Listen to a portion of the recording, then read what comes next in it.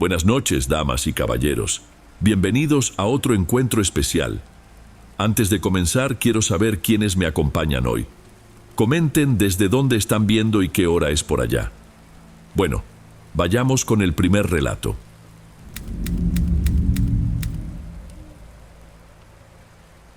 Buenas noches, Don. Mi nombre es Luciana. Nunca le di mucha importancia a las cosas sobrenaturales, pero hoy pienso diferente. Si alguien me hubiera dicho que terminaría creyendo en una maldición, me habría reído. Sin embargo, bastó una serie de desgracias para derribarme día tras día, sin que pudiera entender de dónde venían ni cómo se detendrían. Todo empezó cuando mis mascotas fueron muriendo una a una de manera extraña. Antes de eso, yo vivía sola en una casa antigua que heredé de mi padre. Trabajaba medio tiempo, podía pagar mis cuentas y adoraba cuidar animales rescatados de la calle. La primera en morir fue mi gata más vieja, Mira. La había rescatado cuando era una cría, enferma y temblando, y sobrevivió por pura terquedad. La acompañé en cada tratamiento, cada medicamento, y se volvió mi fiel compañera, hasta el día en que la encontré tendida cerca de la puerta de la sala, sin respiración. El veterinario dijo que podría haber sido alguna infección fulminante o veneno. Guardé esa información como una alerta, pero traté de seguir adelante. Solo que, días después, mi perro Benito también apareció muerto en el patio. Poco después, la gata Sol, a quien había rescatado meses antes, enfermó misteriosamente y falleció en cuestión de horas. 2 días más tarde, un loro que salvé de un criadero ilegal murió sin explicación. Por último, la perra Duda, que estaba en tratamiento por una herida en la pata, también fue encontrada sin vida. Aquello me destrozó de una manera que no puedo describir. Cada vez que perdía a uno de mis animalitos, sentía que una parte de mí se iba con él. En total, perdí 3 gatos, 2 perros y un ave en menos de un mes. Pasaba las noches en vela, angustiada, tratando de adivinar si era alguna plaga, alguna enfermedad, o si alguien del barrio estaba envenenando a mis mascotas. Quería creer que eran fatalidades, pero cuanto más buscaba un motivo lógico, más extraños se volvían los acontecimientos. Empecé a notar que, incluso sin los animales en casa, el lugar se sentía cargado. Los focos se fundían constantemente, la leche se echaba a perder en el refrigerador y de pronto aparecía un olor podrido, a pesar de toda la limpieza que hacía. Una vez encendí un incienso para ahuyentar ese olor, pero se apagó 3 veces seguidas, como si estuviera mojado. Fui a revisarlo y no había nada raro. Las puertas rechinaban en la noche y a veces sentía como si hubiera una presencia que se movía de un cuarto a otro. Sin embargo, siempre traté de racionalizar, pues mi casa era muy antigua. Las cosas fueron empeorando. Mis días de trabajo se volvieron tensos porque no lograba dormir bien. Empecé a tener pesadillas recurrentes.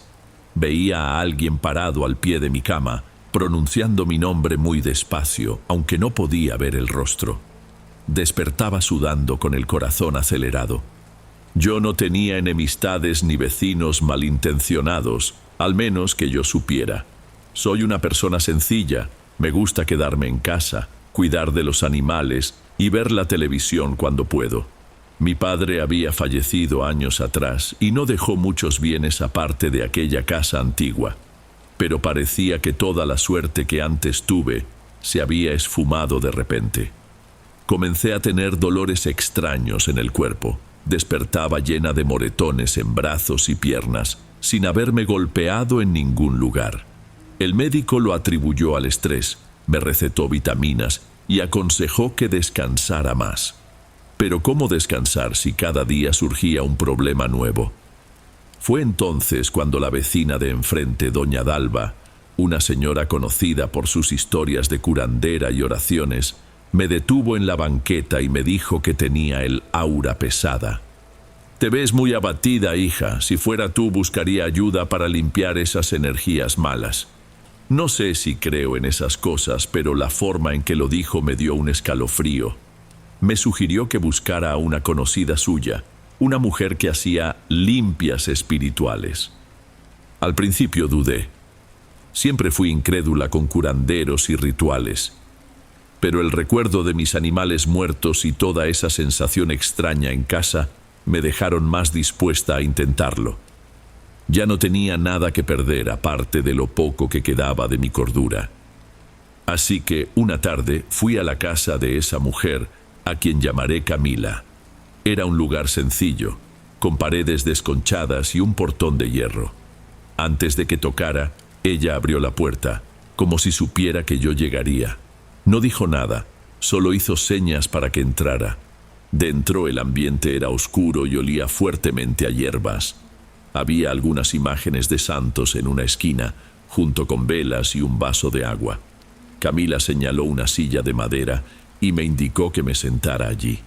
Sentí una incomodidad, como si no supiera qué decir o hacer. «No necesitas hablar todavía», dijo, sentándose frente a mí. «Primero revisaré la energía que te rodea.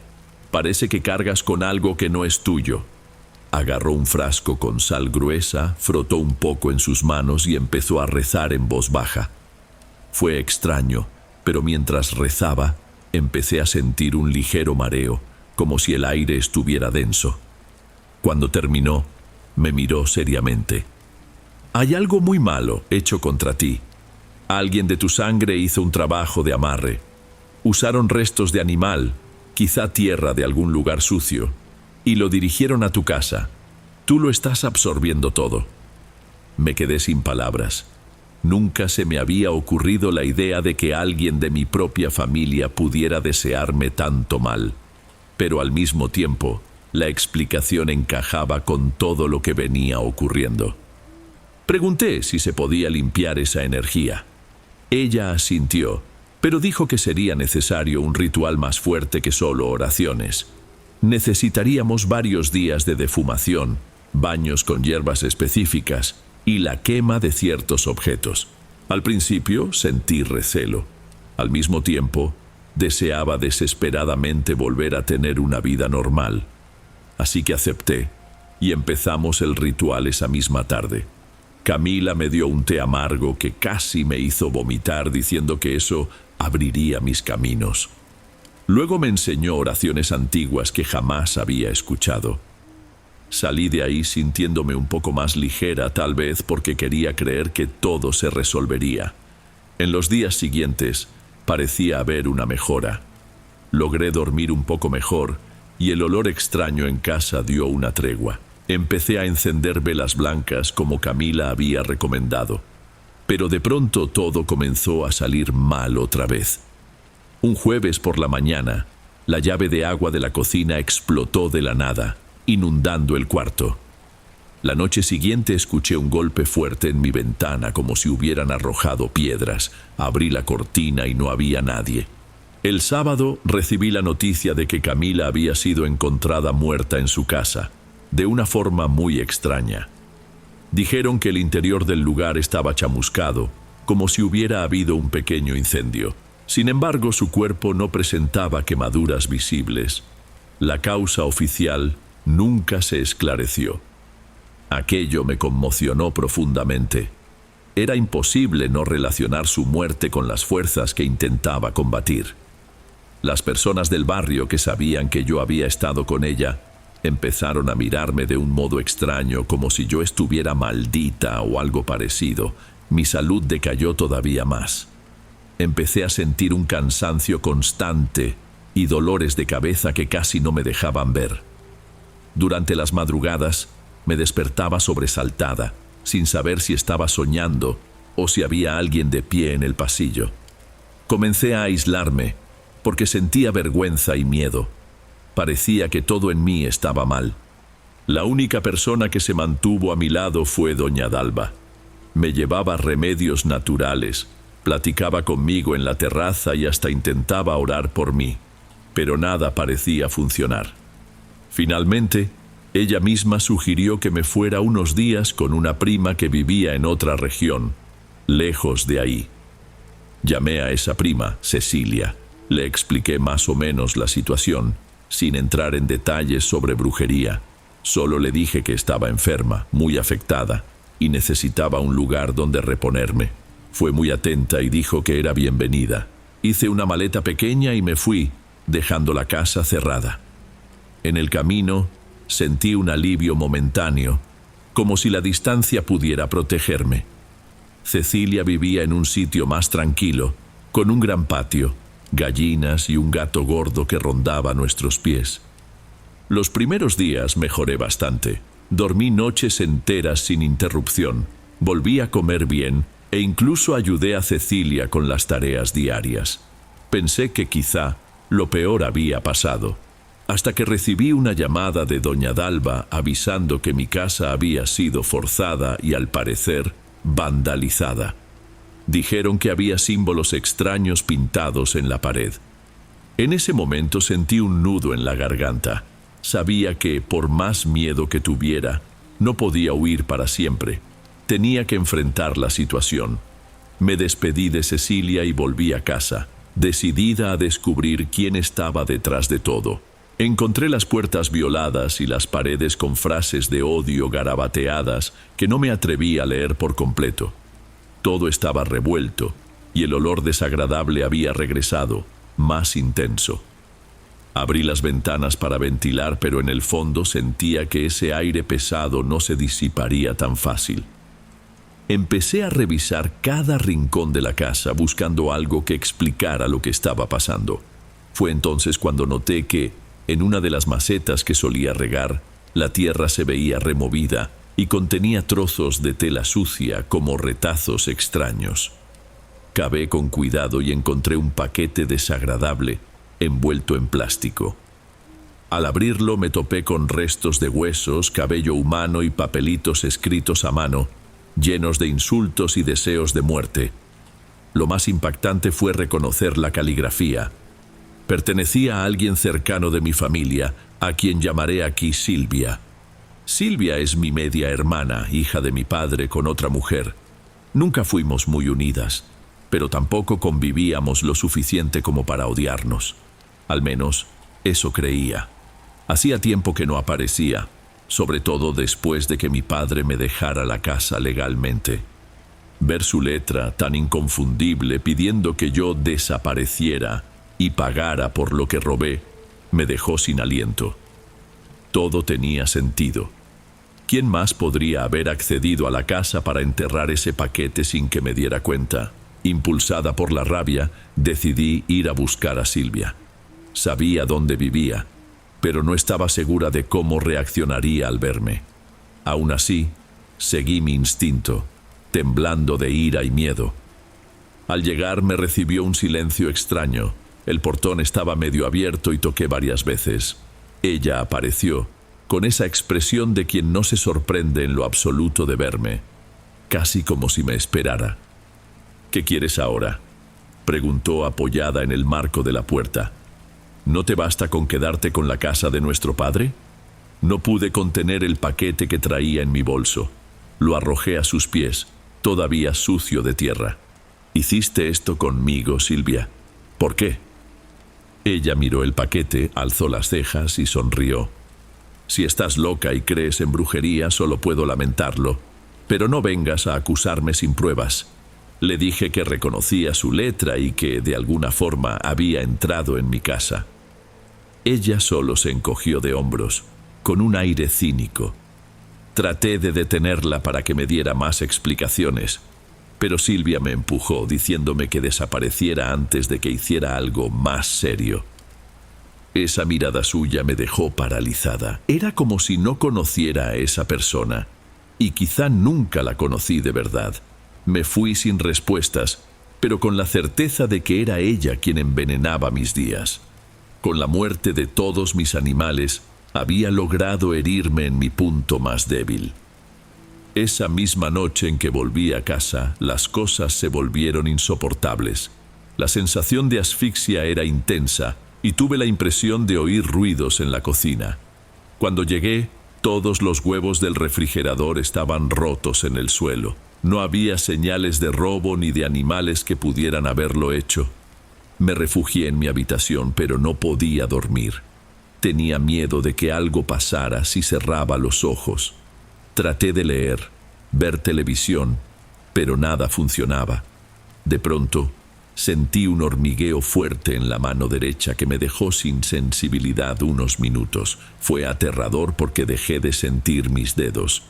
Al día siguiente la mano seguía doliendo, pero ahora tenía una hinchazón en la muñeca. Fui al hospital para revisarla. El médico no encontró nada más que una leve inflamación, pero yo sabía que formaba parte de ese tormento que parecía perseguirme. Unos días después, necesitaba tomar un autobús para resolver un asunto personal. La hinchazón en la muñeca había bajado un poco, pero todavía no estaba al 100%. El autobús iba lleno y, en un momento, sentí un malestar, como si alguien detrás de mí quisiera empujarme. De repente, el chofer frenó de golpe y, según parecía, hubo una falla en el mecanismo de la puerta, que se abrió sin aviso. Salí lanzada, cayendo aparatosamente. Rodé por el asfalto, sentí todo el brazo arder y mi visión se nubló por unos instantes. Desperté en el hospital, confusa y con mucho dolor. Descubrí que tenía fracturas graves en el brazo y el hombro. El médico dijo que faltó poco para que no tuviera una lesión más severa. Pasé por 2 cirugías y estuve internada varios días. Durante mi internación repasé mentalmente todo lo que estaba ocurriendo. Llegué a la conclusión de que esa caída no era solo mala suerte o descuido mío. Sentía que algo me empujaba, me saboteaba. Tal vez fuera paranoia, pero era lo que creía en ese momento. Me dieron el alta con el brazo inmovilizado. Cuando volví a casa, casi me desmayé al ver que otra vez alguien había forzado el portón. Había marcas de fuego en la pared de la habitación. Alguien había rayado mi espejo con un cuchillo. Era evidente que querían asustarme o volverme loca. Llamé a la policía y presenté una denuncia, aunque dudaba que fuera a servir de algo. Conté el vandalismo reiterado, pero los agentes solo tomaron nota y dijeron que no tenían pistas suficientes para seguir. Hablé también con algunos vecinos, pero se alejaron. No querían involucrarse con cosas malas. Me quedé sola en la banqueta, mirando lo que quedaba de mi puerta. Sentí, otra vez, que no tenía a dónde correr. Fue entonces cuando pensé en otra persona. Mariel, una curandera que vivía no muy lejos, aunque no era tan conocida como Camila. Me dijeron que era reservada y solo atendía a quien era recomendado por gente de confianza. Fui con doña Dalva, quien sirvió de intermediaria. A diferencia de Camila, la casa de Mariel estaba bien cuidada y ventilada. No tenía ese aire pesado, sino más bien un ambiente de cuidado, con plantas por todas partes. Me recibió con amabilidad, sin juzgarme. «Estás muy lastimada», comentó al verme con el brazo inmovilizado y el rostro demacrado. «Trataré de ayudarte, pero también necesitas tener fe en ti misma». Usó ramas de ruda, sal y agua, rezando en voz baja. No había velas llamativas ni ídolos extraños, solo la sensación de que sabía lo que hacía. Después de un rato, Mariel se detuvo, me miró y dijo: «Lo que veo es un vínculo de ira muy antiguo. Viene de alguien que comparte tu sangre. Esa persona siente que fue agraviada y dirige todo su rencor hacia ti». Asentí, casi sin fuerzas. Le conté sobre Silvia, la media hermana que parecía odiarme. Mariel confirmó que había algo más profundo, como si Silvia estuviera usando conocimientos de brujería para afectarme. Por alguna razón, no quería matarme rápido, sino verme hundida, perderlo todo y que terminara dejando la casa por mi propia voluntad. Para deshacer ese lazo, será necesario devolver lo que ella te envió. Y, para eso, tendrás que protegerte de verdad. «No puedo hacerlo todo por ti», dijo Mariel. Me dio unos baños de hierbas para usar en casa. Me recomendó esparcir sal alrededor de cada ventana y me indicó que destruyera cualquier objeto o lugar donde estuviera anclada la maldición. Recordé el paquete que hallé en la maceta, pero sentí que había más. Me fui preparada para enfrentar la casa por última vez. Empecé a revisar cada rincón, cada repisa, cada hueco del patio. Encontré otra bolsita, esta vez escondida en el buzón. Dentro había pedazos de mi propia ropa y cera oscura marcada con uñas. Al abrir el forro del sillón, descubrí una especie de muñeco de trapo con mi nombre garabateado. Cada hallazgo me revolvía el estómago, pero me mantuve firme en reunir todo y colocarlo en un cubo de metal con alcohol, dispuesta a prenderle fuego. A la hora de encender el fósforo me dolía tanto el brazo que casi no pude raspar la cajita. Aún así, insistí, y las llamas consumieron todo en unos segundos. Me quedé viendo el humo elevarse, mientras rezaba en voz baja pidiendo que nada más me destruyera. Pensé que con eso me liberaría. Pero durante la madrugada hubo un cortocircuito en uno de los cuartos, provocando humo y obligándome a salir al patio. No llegó a ser un incendio, pero me asustó mucho. Pasé el resto de la noche sentada en la banca de la terraza, tratando de entender si eso también era consecuencia de la maldición o simplemente falta de mantenimiento eléctrico. Todo se mezclaba de tal manera que dudaba de lo que era real o sobrenatural. Al día siguiente, exhausta, tomé una decisión. Ya no podía vivir allí. Reuní mis cosas más importantes, tiré papeles viejos, ropa que me traía malos recuerdos y vendí lo poco que podía vender. En un par de semanas ya tenía mi maleta lista. En ese lapso supe por medio de una conocida que Silvia andaba diciendo que pronto yo dejaría la casa para que ella se apropiara de ella. No me importó. Sentía que, si mi padre hubiera visto todo esto, estaría triste por la forma en que terminaron las cosas. Pero necesitaba salvarme a mí misma. Una madrugada pedí un servicio de aplicación y fui a la terminal de autobuses con mi nuevo gato, Nico, al que había rescatado antes de que murieran los demás. Era el único que quedaba, pues estaba en la clínica veterinaria durante las tragedias. Me fui lejos. Conseguí hospedaje en casa de una conocida que me recibió hasta que encontré trabajo. Me hice exámenes médicos, cuidé mi brazo fracturado y poco a poco intenté reconstruir mi vida. Los primeros meses fueron duros. A veces despertaba llorando, recordando escenas y oyendo los ladridos que enmudecieron para siempre. Con el tiempo fui superando el terror que viví. No sé con certeza si todo fue algo sobrenatural o si podía explicarse por la maldad humana y una serie de trágicas coincidencias. Pero no importa la explicación, estuve al borde de perder la cordura y la vida. El lugar que dejé atrás, según me contaron, acabó abandonado. Algunos dijeron haber visto a Silvia rondando, pero nunca llegó a entrar en serio. Hubo rumores de que hizo un alboroto ahí y luego desapareció. No sé dónde estará y, siendo franca, no quiero saberlo. En cuanto a mis dolores y heridas, mejoré poco a poco. Conseguí un trabajo en el área de costura y aprendí a manejar la máquina pese a las limitaciones que me quedaron en el brazo. Volví a sonreír cuando recibí mis primeros encargos y comprobé que mis manos aún podían crear algo bonito. No pienso regresar a la casa antigua. Dejé atrás muebles, fotos de mi padre y todo un pasado que alguna vez fue importante para mí. Fue duro desprenderme de todo eso, pero entendí que nada es más valioso que la oportunidad de seguir viva y en paz. Creo que todavía cargo algunas cicatrices, no solo físicas, sino emocionales.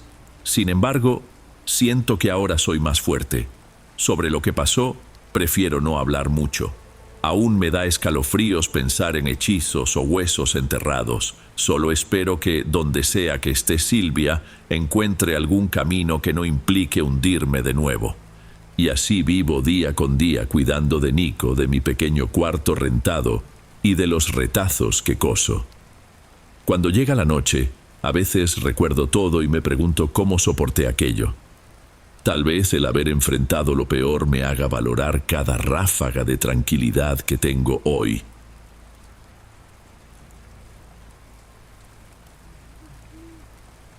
Antes de pasar al siguiente relato, asegúrate de estar suscrito al canal y de haber activado la campanita para recibir las próximas historias.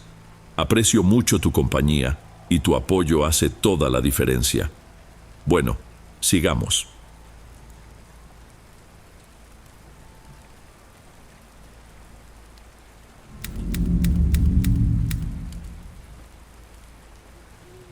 Mi nombre es Rafael. Tenía alrededor de 14 años cuando mi tía, Leandra, decidió reformar una parte de su terreno. Fue algo sencillo. Ella quería construir 2 cuartos y un baño en el fondo, pensando en rentar ese espacio más adelante. En aquel entonces, las obras llegaron a comenzar, pero tuvieron que suspenderse por un problema de documentación en el ayuntamiento. Casi 3 años después, retomó todo.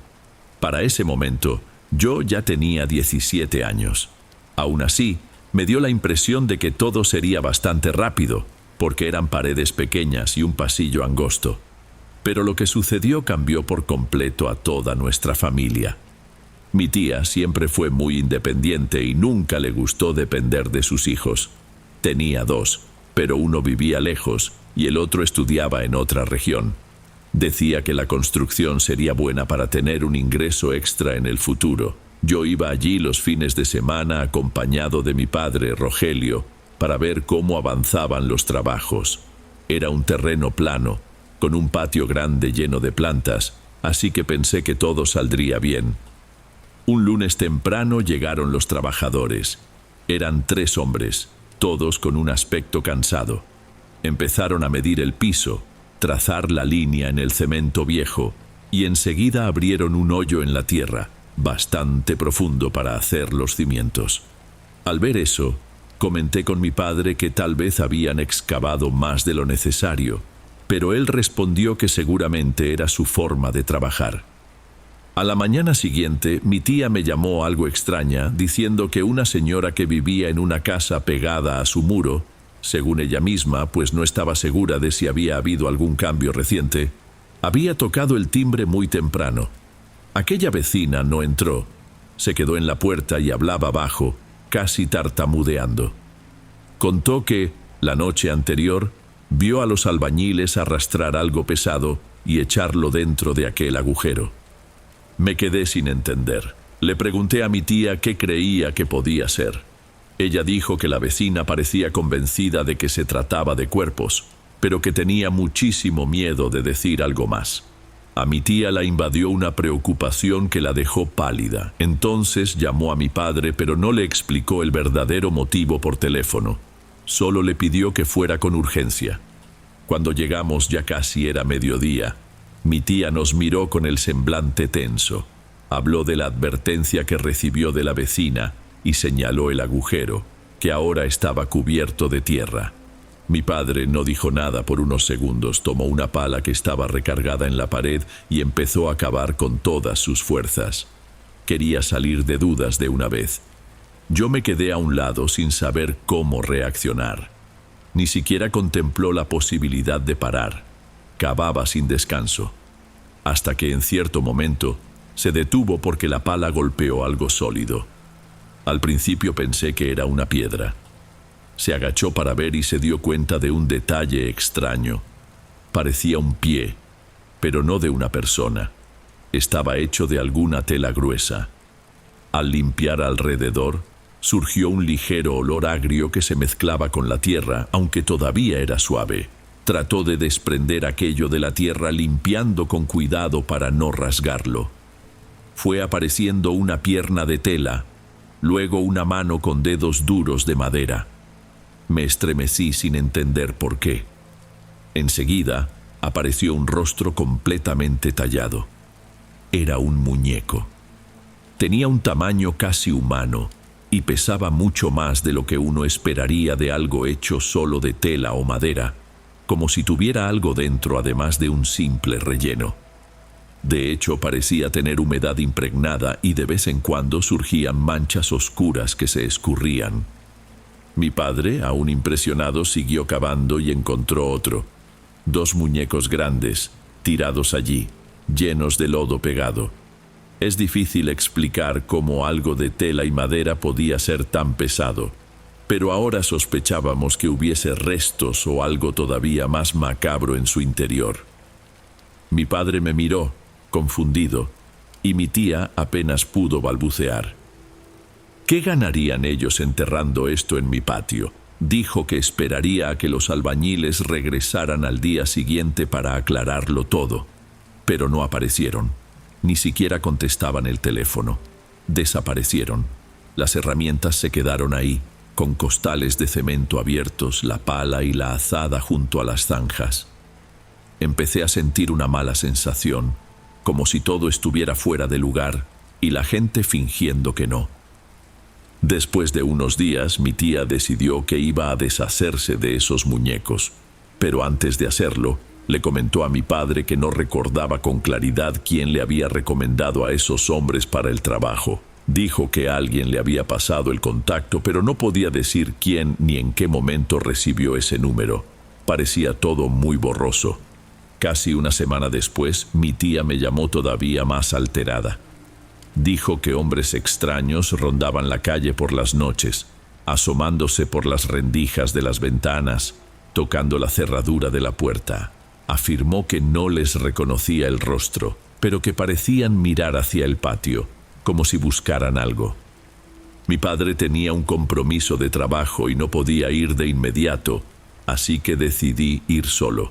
Yo tenía 17 años y pensaba que, al menos, le haría compañía a mi tía. Cuando llegué, noté enseguida que estaba agitada con los ojos muy abiertos. Me agarró del brazo, me arrastró hasta la cocina y me contó que cuando vinieron los albañiles, hicieron preguntas demasiado personales. Si ella guardaba cosas de valor, joyas, si vivía sola. Mi tía señaló una cajita que estaba encima de un estante. Allí guardaba bisutería y algunas piezas que heredó de su madre. Me pidió que la tomara para mostrar que no estaba paranoica. Pero, cuando abrimos la cajita, estaba completamente vacía. Ni un anillo, ni una pulsera, nada. Mi tía se quedó sin habla durante unos segundos, con la mano en el pecho. De pronto escuchamos un ruido en el piso de arriba, un golpe que hizo temblar levemente el suelo. Tomé un pedazo de madera recargado en la pared, un listón viejo con un clavo en la punta, y subí. Revisé cada cuarto, abriendo las puertas con cuidado, pero no vi nada. Solo quedaba una pequeña bodega al fondo del pasillo, que estaba cerrada con llave. Mi tía dijo que esa bodega era donde guardaba algunas cosas de costura, pero que hacía tiempo no usaba. La llave, no tenía idea de dónde estaba. Me pidió que lo dejara así, que después la buscaría con más calma. Bajé. Dejé la madera de nuevo en el rincón de la escalera y traté de tranquilizarla. Sin embargo, la casa tenía un ambiente pesado. Decidí quedarme a dormir allí. Escogí un cuartito en la planta baja que estaba vacío, donde solo había una mesa vieja y un colchón arrinconado. Todo estaba polvoriento. Una de las ventanas tenía una rendija rota, así que el viento entraba y salía con facilidad. Ya pasaba de la medianoche cuando escuché la voz de mi tía conversando con alguien. Al principio pensé que hablaba por teléfono, pero no oí respuesta. Hablaba sola, en un tono de reclamo, como si estuviera discutiendo. Eran frases interrumpidas que no alcanzaba a entender. Tomé valor y me asomé por el pasillo. Encontré a mi tía sentada cerca del fregadero, mirando uno de los muñecos que habíamos desenterrado. Estaba apoyado en la encimera, aún sucio de tierra. Ella hablaba como si el muñeco fuera una persona, quejándose de cosas que supuestamente él le había hecho. Pensé que era algún tipo de desahogo extraño, pero había algo en su mirada que transmitía la sensación de que no bromeaba ni actuaba solo por nerviosismo. Cuando me vio, se levantó de golpe, como si la hubieran descubierto. Tomó un trapo de cocina y lo arrojó sobre el muñeco, cubriéndole el rostro de madera. «No te metas en esto, Rafael», no me dijo nada más. Simplemente se fue pisando fuerte y se metió en su cuarto. Me quedé ahí, sin poder procesarlo bien. Después de algunos minutos decidí ir al baño. Apenas abrí la llave del agua, sentí un olor horrible. El agua salía algo turbia, con un aroma a podredumbre. La cerré rápido y me quedé pensando en cómo esa casa se estaba volviendo cada día más extraña. Ni siquiera parecía el mismo lugar que recordaba de mi infancia, cuando mi tía era tan alegre. Más tarde, descubrimos que la tubería pasaba cerca de donde los albañiles habían cavado, y eso podía explicar la contaminación. Si había algo putrefacto por ahí, la filtración podría llegar hasta el agua. Regresé al cuartito y traté de dormir, pero no dejaba de pensar en la escena. Ella hablando con aquel muñeco, como si esperara una respuesta. Al final, me dormí tarde. En algún momento, oí pasos en el pasillo, como si alguien arrastrara los pies con cuidado para no hacer ruido. Pensé en levantarme, pero el miedo de encontrar algo peor me paralizó. A la mañana siguiente vi a mi tía intentando poner un candado con cadenas en el refrigerador. Parecía de esas cadenas de bicicleta. Le pregunté qué hacía. Me miró con la expresión más natural del mundo y dijo: «Ellos están agarrando la comida, voy a cerrar todo para que no tomen nada más». Le pregunté quiénes eran ellos. Bajó la mirada y murmuró que los muñecos andaban merodeando por la noche. Quise argumentar que eso era una locura, pero tuve miedo de alterarla aún más.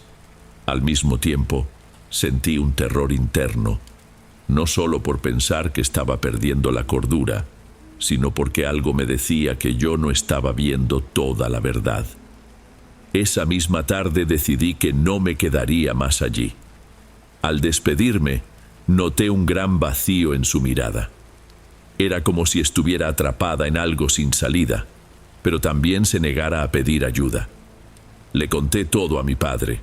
Se preocupó, aunque me dijo que había hecho bien al irme. A la vez, me pidió que pasara de vez en cuando para ver si todo seguía bien. Eso hice. En los días siguientes, pasaba por la casa de mi tía al salir de la escuela, siempre por la tarde. A veces tocaba el timbre, otras solo me asomaba para ver si ella estaba en la terraza o en el patio, hasta que cierta vez encontré a un hombre parado frente a la puerta mirando hacia adentro. Parecía nervioso, así que lo sujeté del brazo creyendo que era un ladrón. Él se asustó y empezó a justificarse. Dijo que estaba ahí buscando noticias de un pariente desaparecido. Su sobrino era plomero y, al parecer, había sido llamado para arreglar un problema de filtración. Después de ese día de trabajo en la casa, nunca más se supo de él. El hombre suplicó que le dijera si yo sabía algo. Le dije que no tenía idea, pero que le avisaría a mi tía para que tuviera cuidado. 2 días después recibí una llamada que decía que la policía había detenido a mi tía. Llegué a preguntar si se trataba de un error, pero me explicaron que había fuertes sospechas de delitos dentro de su terreno. Corrí hacia allá, pero la calle estaba llena de patrullas. Cercaron todo, pusieron cintas y precintos y clausuraron la casa. Escuché comentarios de que habían excavado varios puntos del patio y encontrado costales con restos humanos dentro de muñecos parecidos a los que habíamos sacado del hoyo. Al parecer, no eran solo 1 o 2. Había muchos ocultos por ahí, como si fuera algún tipo de ritual o una forma de esconder pruebas de crímenes. Cuando intentamos decir que fueron los albañiles quienes habían enterrado cosas, no encontramos prueba de su existencia, ni contrato, ni recibo. Y lo más extraño, nadie reconocía a la supuesta vecina que afirmó haberlo visto todo. Al investigar mejor, descubrimos que la casa de al lado llevaba mucho tiempo vacía. Un antiguo residente de la zona mencionó que años atrás vivió allí una señora mayor, pero que falleció sin dejar parientes. Fuera como fuese, aquella testigo misteriosa desapareció sin dejar rastro. Además, en la pequeña bodega de costura que siempre estuvo cerrada, encontraron prendas de ropa, documentos e incluso joyas de varias personas desaparecidas. varios muñecos en diferentes etapas de elaboración. Nunca supe si mi tía realmente hacía eso o si alguien la obligaba a encubrir algo. Todo quedó confuso. Ella acabó siendo procesada. El lugar fue clausurado. Y yo, hasta hoy, no sé decir si todo aquello empezó por culpa de gente que entró en su vida para enterrar secretos o si ella misma eligió ese camino y se perdió por completo.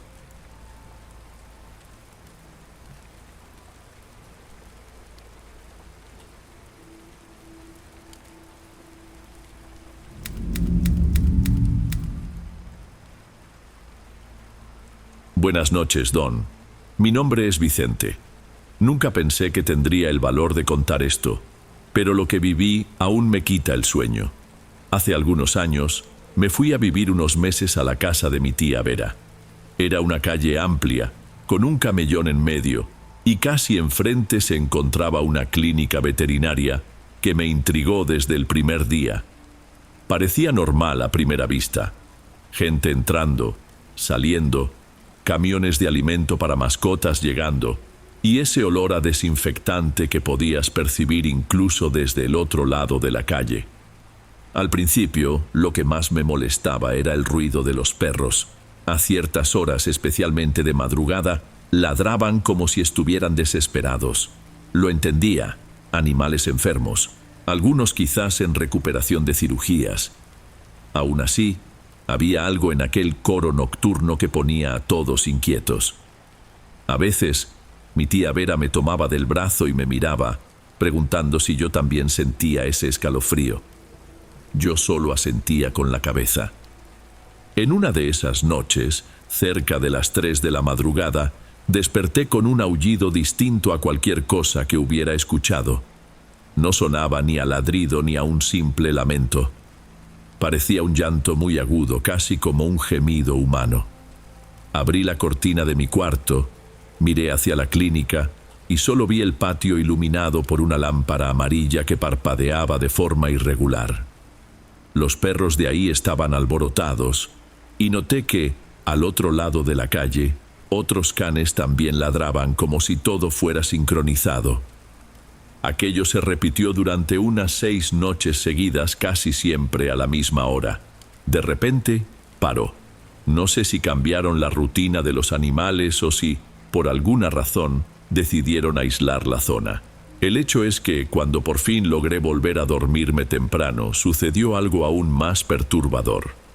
Alrededor de las 3 de la madrugada, sonó una alarma estridente que pintó la fachada de la clínica con destellos intensos de luz blanca, casi cegando a quien intentara mirar directamente. Mi tía Vera, que participaba en un grupo de vecinos de la colonia, se despertó asustada y dijo que iría a la clínica por la mañana para ver si podíamos ayudar. Ella siempre ha sido así, preocupada por todos. Cuando amaneció, tocó la puerta y habló con un empleado que la atendió con cara de pocos amigos. Solo dijo que no era un buen momento y que todo estaba bajo control. Cerró la puerta sin siquiera agradecerle su buena intención. Ella me contó que se quedó desconfiada. Por eso, rodeó el edificio y encontró un portón lateral que parecía tener la cadena forzada. No se lo dije, pero sentí un nudo en el estómago solo de imaginar entrar a un lugar así sin permiso. A mi tía Vera no le importó y entró. Luego me describió que dentro reinaba un silencio extraño, casi asfixiante, como si todo estuviera vacío, aunque se oían ruidos ahogados a la distancia. Cuando llegó cerca del área de exámenes, encontró a una joven recostada sobre una camilla metálica. Estaba sudando, retorciéndose y sosteniéndose el brazo como si le hubieran dado una mordida muy profunda. En ese momento apareció el dueño de la clínica, el doctor Raimundo, quien le pidió a mi tía Vera que se fuera, pues su hija estaba pasando por un problema de salud. Afirmó que se encargaría de todo, sin necesidad de llamar a una ambulancia o a la policía. ¿Quiere que llame a alguien?, preguntó mi tía. No es necesario, respondió él con una calma que, según ella, parecía calculada.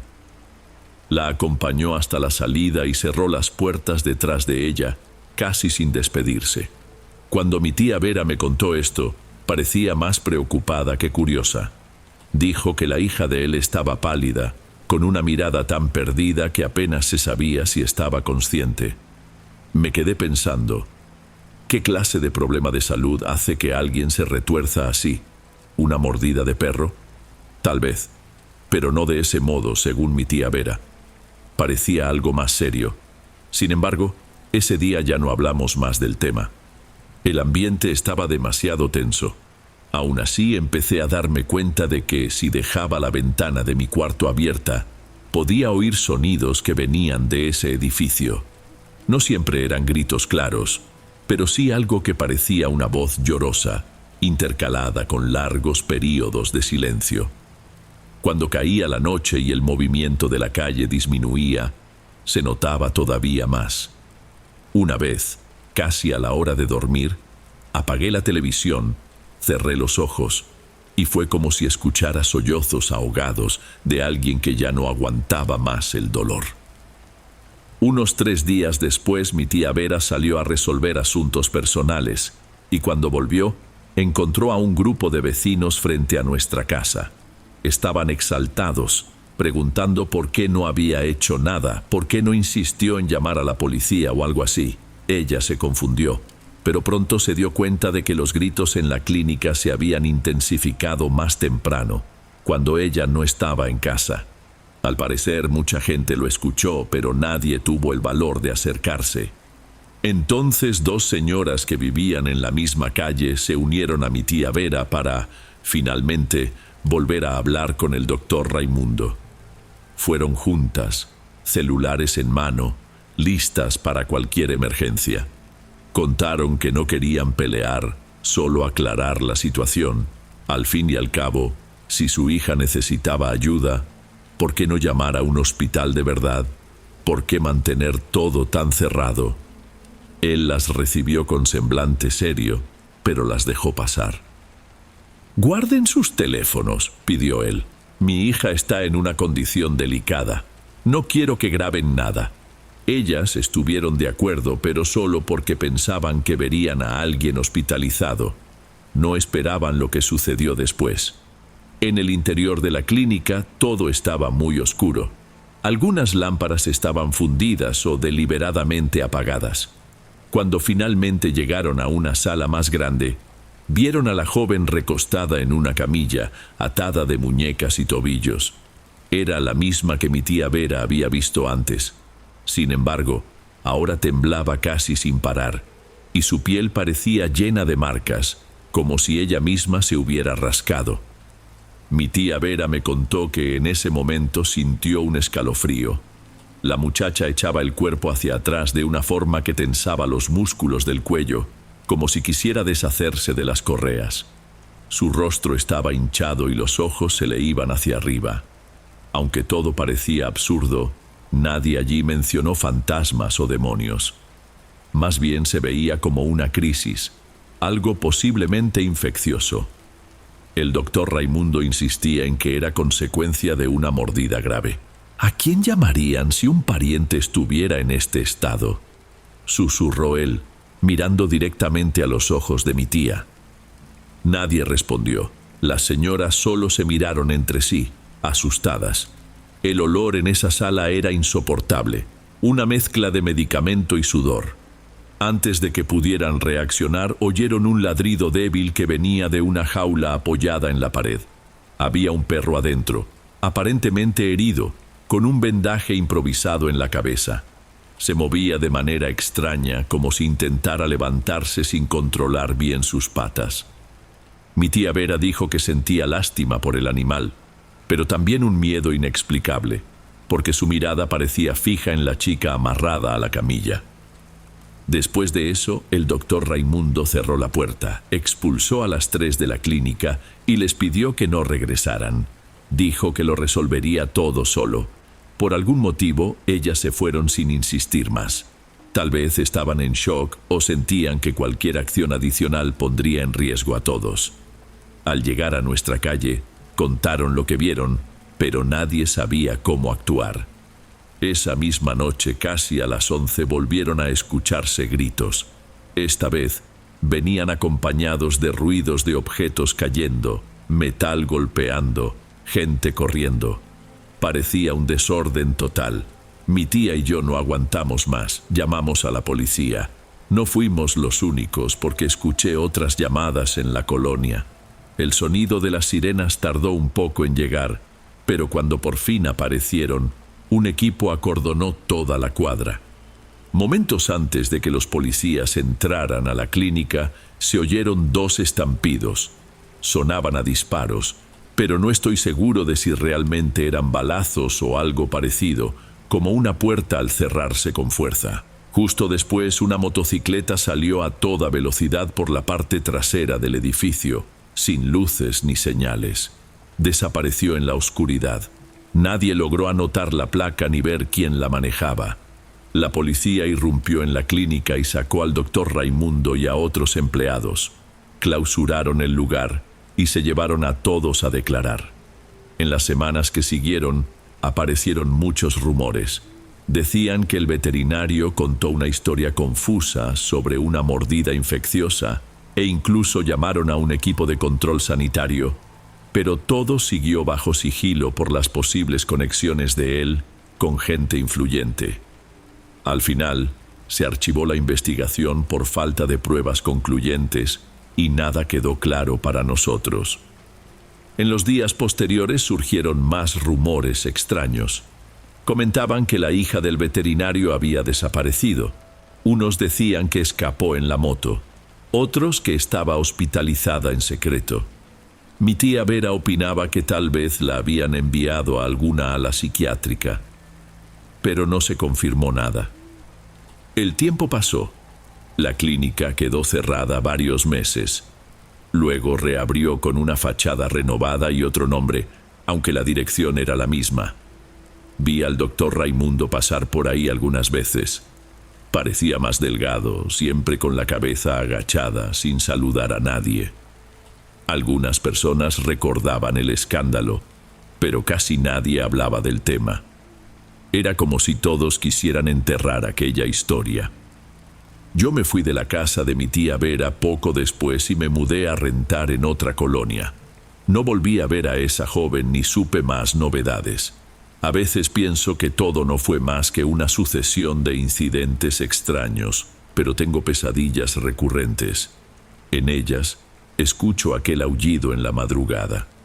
Abro los ojos y por un instante juro que percibo el olor de medicamento mezclado con sudor.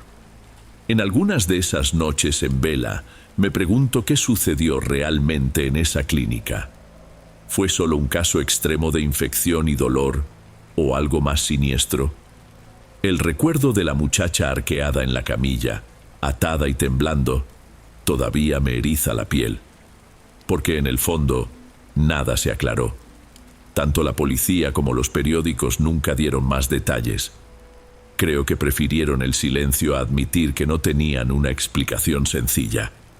La última noticia que tuve llegó a través de una conocida de mi tía Vera, diciendo que la familia del doctor Raimundo se había ido del barrio alegando problemas financieros. Desde entonces, no se supo nada más de su hija. No hay registro de fallecimiento ni de internamiento.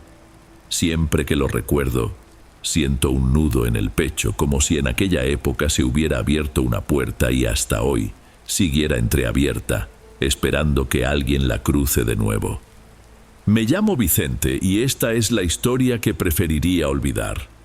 Pero tal vez sea bueno desahogarme. Si la hija del doctor Raimundo sigue viva y está bien, espero que haya recibido el tratamiento adecuado. Si no, espero que la gente entienda que, incluso cuando todo parece demencial, siempre hay alguna explicación, sea la que sea. Mientras tanto, todavía evito pasar cerca de cualquier clínica veterinaria en las noches más silenciosas.